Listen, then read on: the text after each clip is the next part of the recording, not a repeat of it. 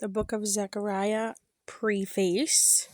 The ministry of Zechariah, which began in 520 BC, overlapped that of Haggai, but continued long after Haggai ceased to prophesy. The meaning of Zechariah's name, the Lord remembers, is also the theme of the book. The meanings of his ancestors' names, Berechiah, the Lord blesses, and Iddo, the appointed time, are reflected in the messages that God gave Zechariah as well.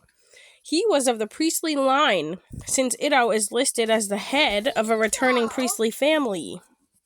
Zechariah, like Haggai, had a ministry of encouragement.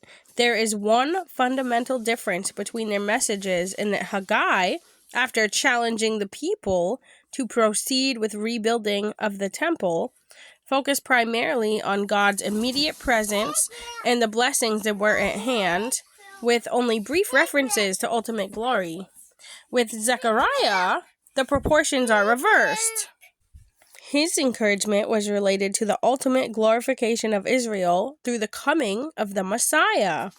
Zechariah addresses both the first and second coming of Jesus. But clearly, the first advent is demonstrated to be a necessary preparation for the second.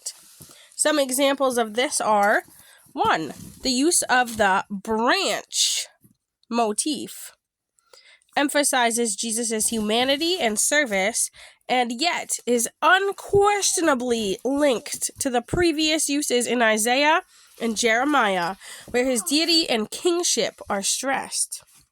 See note on Zechariah, and it lists a bunch of different chapters and verses.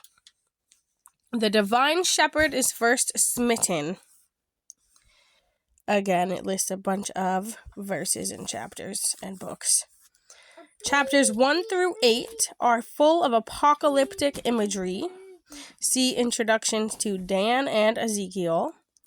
Chapters 9 through 14 have less apocalyptic and more poetic imagery. Many critics deny that Zechariah wrote chapters 9 through 14, but the evidence of the text supports that there was only one author. Messianic pictures found in the book also form a strong argument for this unity.